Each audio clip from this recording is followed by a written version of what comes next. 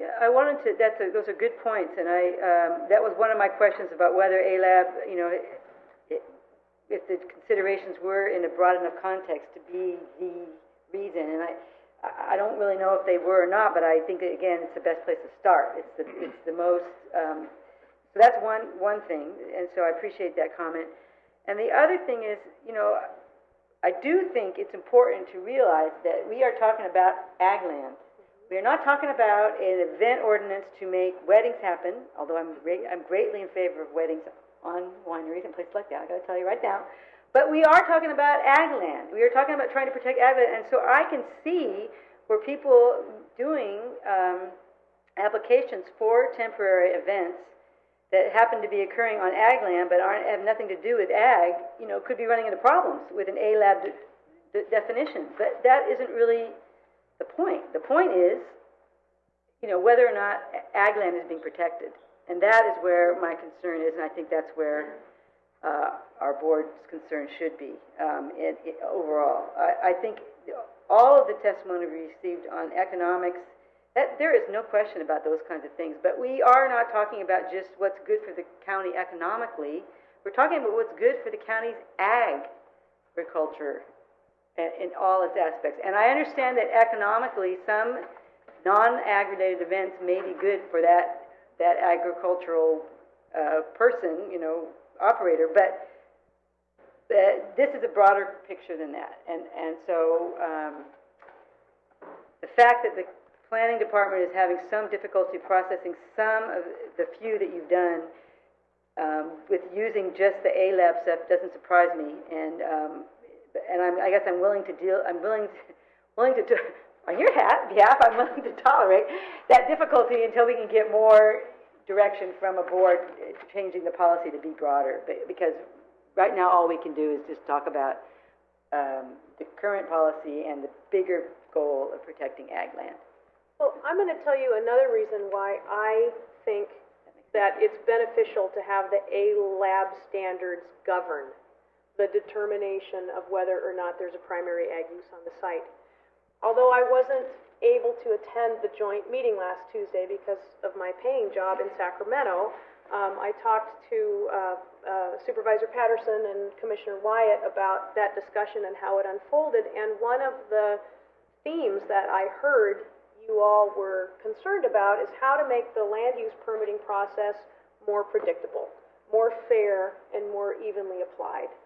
And while I understand that it's planning staff's preference to have maximum flexibility on a case-by-case basis to make these determinations, that I think that disadvantages applicants and the public because they can't predict what is going to be expected of them.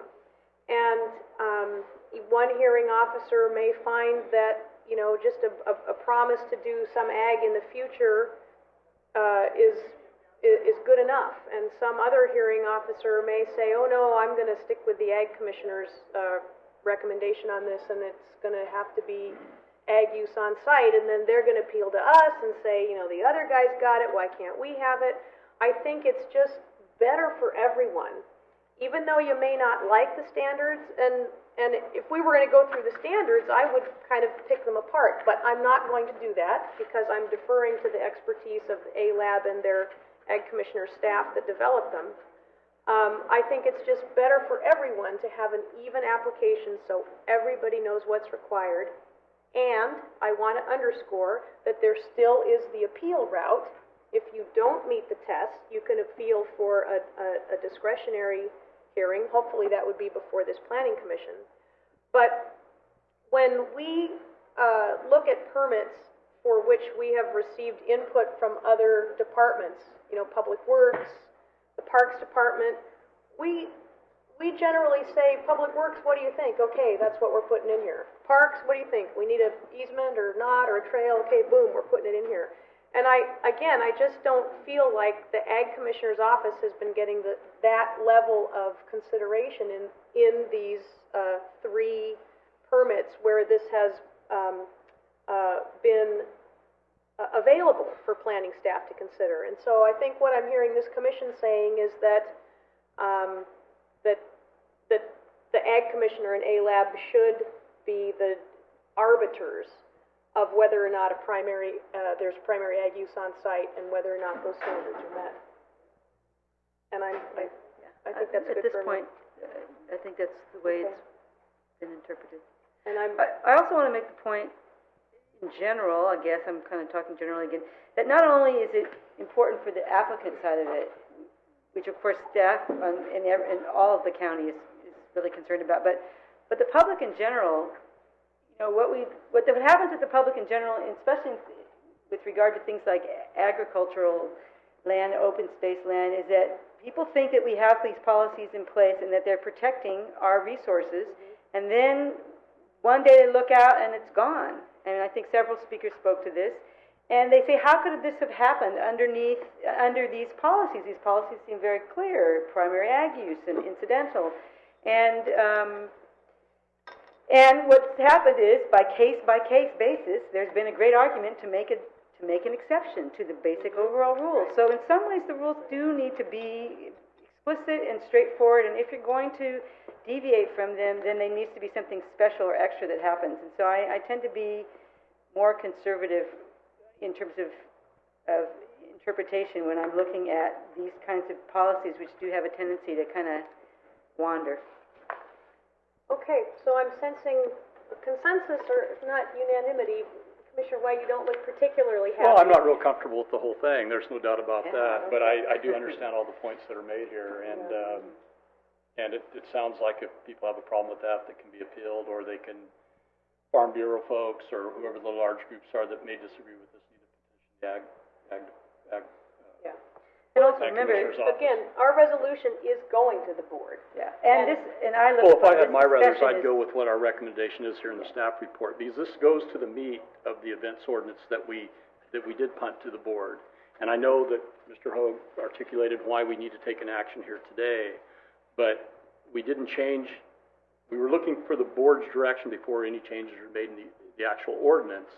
So to me, before we start changing interpretations and definitions, we should just stay status quo and let the board give us a different direction before we start changing the way things are historically done. So that's where I'm coming from. I may be a minority here, but that's how I feel about the whole situation. Madam Chair, may I make a suggestion based on what Commissioner White just said? I think we're moving along just fine, actually. Okay, well, I was going ahead. to say that if you wanted to use the recommendation number 3 on page 9, reflecting what I've been hearing from what appears to be a majority of the commission, you could almost use the same thing, but add on the words based on the criteria established by ALAP at the end of that sentence. Continue to have the applicable review authority make a determination what constitutes primary ag use and allowable secondary and incidental uses on a case-by-case basis in consultation with the Ag Department based on the ALAP criteria. But that's what you've been doing, and you've been considering them, and then you've been disregarding them. So that hasn't been working. So we're going one step further, I think, and we're saying that the Ag Commissioner's Office, using the ALAP standards, should be determining whether or not a primary ag use exists on the site. Okay. And I just want to say I don't believe that we're doing something different than how this ordinance has been interpreted over the years, because my involvement and my recollection with the winery ordinance when that came down in 2001 was that the wine industry was concerned that the existing temporary events ordinance, this minor use permit ordinance, didn't allow them to have multiple events with lots of people, that they couldn't do that, and that's why they needed their separate ordinance. So I think we're hewing closely to the, maybe not over the last 12 months or 24 months, but over the longer range time period of how this ordinance has been interpreted